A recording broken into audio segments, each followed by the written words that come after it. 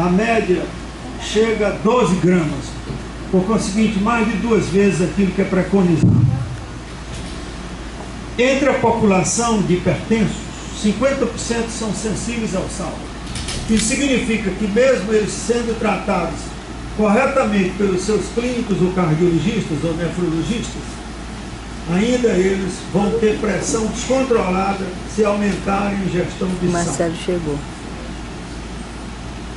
Isso facilita, certamente. Você Está também, demonstrado amiga. que esses quadros hipertensivos, Essa de roupa eles bege, são de renda geralmente bege. os maiores responsáveis pelo número grande de Terceira infartos fila. e pelos acidentes vasculares cerebrais. É muito importante que nós atentemos para a questão das relações da hipertensão com o sal. Lewis Dow, que foi um dos grandes pesquisadores da questão da hipertensão ligada ao sal, nos anos 50, observou centenas de pacientes que ingeriam sal e que eram hipertensos. E ele viu aí uma ligação muito grande, mas que ele ficava incapaz de defendê-las do ponto de vista do controle das populações. Foi aí que ele veio a desenvolver uma cepa de ratos sensíveis ao sal e resistentes ao sal.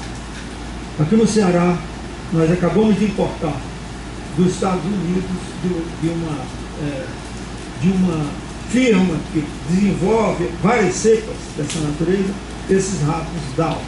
Impressionante como eles são sensíveis.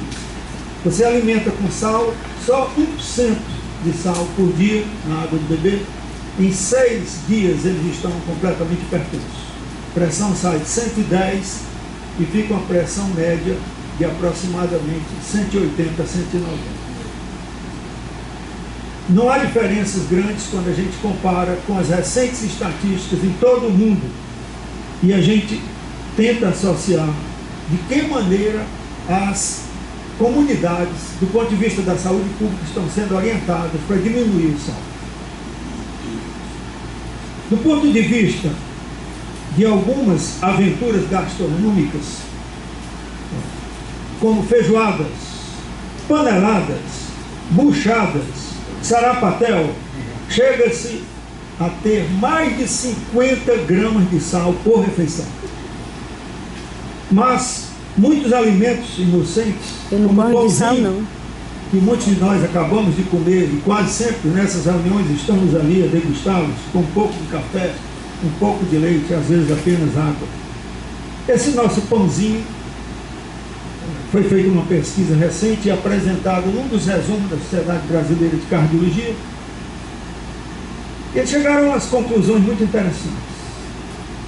O chamado carioquinho, nesse estudo, envolvendo cerca de 14 regiões, onde a Sociedade Brasileira de Cardiologia tem escritórios ou tem sedes, e nesse estudo, envolvendo detalhados acompanhamentos, se percebeu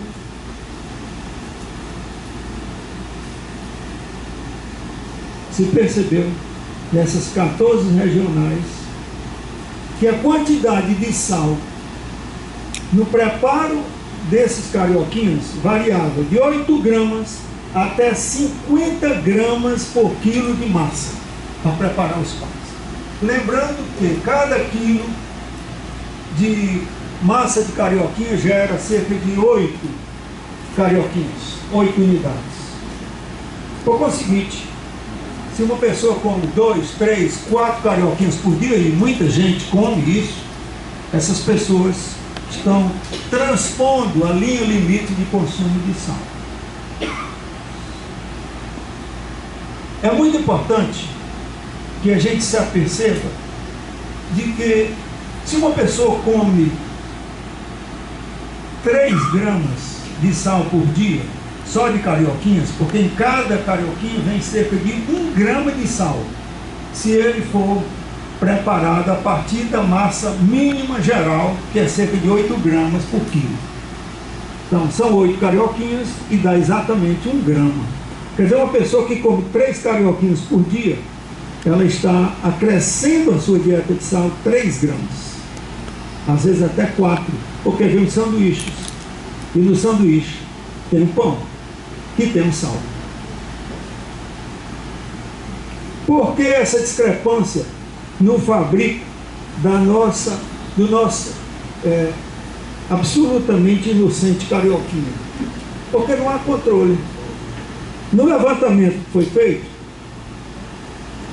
havia algumas cidades em que esses padeiros usavam 20 gramas de sal por quilo, noutras 30 gramas, noutras 50 gramas. Por conseguinte, nós temos que tomar cuidado com essa ingestão de sal, que frequentemente está associada a outras questões. E dentro dessas questões, nós chamamos a atenção às chamadas salinidades invisíveis, que são aquelas encontradas, sobretudo nos alimentos industrializados. Alguns alimentos industrializados têm uma quantidade muito grande de sal. E o pior de tudo, em muitas circunstâncias, os chamados salgadinhos misturam sal e doce. Eu estou um pouco incomodado com essa sua passagem aqui pelo meio, porque as pessoas estão atentas. Se você pudesse esperar um pouquinho, sente aí um pouquinho, descansa um pouquinho.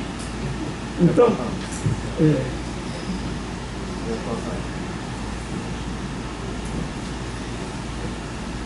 em decorrência disso, o sabor doce se mistura ao sabor salgado. E atualmente esses dois tipos, tanto de sal como de açúcar, eles são igualmente perniciosos.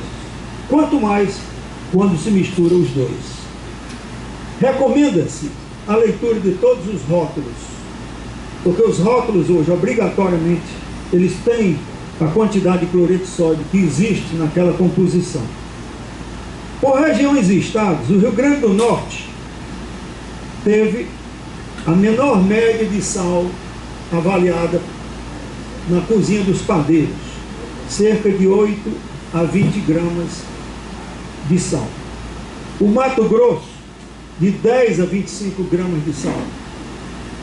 Goiás foi o campeão, entre 12 e 50 gramas de sal. Vocês imaginem que nessa condição, cada carioquinha que você come, você está chegando a um número inaceitável, porque você está transpondo o limite de 5 gramas de sal por dia. Vejam que a recomendação melhor e a mais adequada é que se diminua, sobretudo em populações de hipertensos, se diminua de 5 gramas por dia para 3 gramas de sal por dia. Em alguns hipertensos, devemos mesmo zerar a ingestão de sal, como foi feito até os anos 50, antes do aparecimento da reserpina e dos diuréticos, que realmente mudaram esse quadro. A Paraíba, de 17 a 40 gramas, também considerado muito alto. No Rio de Janeiro, de 18 a 25 gramas. E no Rio Grande do Sul, de 18 a 25 gramas. Não dispomos de dados do Ceará, mas nós temos, com o levantamento que fizemos para um projeto recente do CNPq, nós fizemos uma avaliação que no Ceará come-se em média com uma quantidade de sal entre 10 e 25 gramas. Em algumas regiões, menos. No interior, mais, devido à quantidade de sal que se usa sobretudo na carne, nas carnes secas e nos peixes ditos secos. Agora, caros confrades, coloquem nesta esteira os rodízios de churrasco e de pizzas, que agora estão muito comuns. Exatamente, seguindo exemplos como esse, também nós devemos ver aquela quantidade de sal que está imperceptível.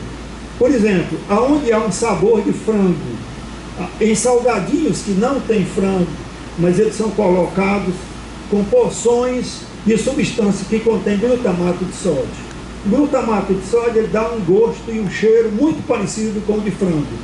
Então a pessoa pensa que está comendo frango e está engolindo quantidades grandes de sódio, já que o glutamato de sódio, além de ser uma das substâncias que mais propagam enxaqueca, do ponto de vista da repetição e da durabilidade. Por isso que eu que faço minha comida. Países como a China, chega-se a cerca de 60% da população que ingere grandes quantidades de sal. E por isso, na China, a quantidade de hipertensos, sal sensíveis, chega a 58% da população. Se vocês pegarem a população da China de 1 bilhão e 300 milhões, dividam, vocês vão ver que é um número exageradamente alto. O que fazer para manter a pressão arterial nos níveis mínimos de 130 por 80?